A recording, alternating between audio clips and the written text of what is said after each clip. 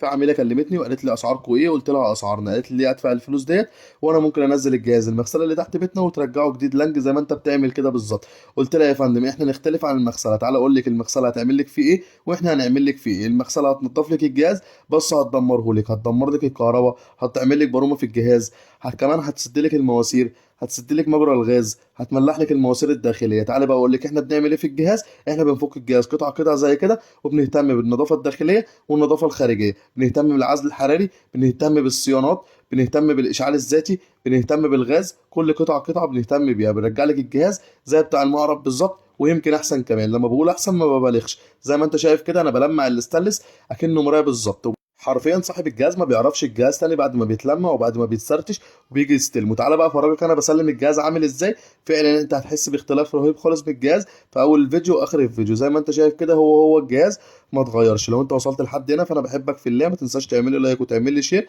عشان ده بيشجعني اكمل في المحتوى اللي انا فيه.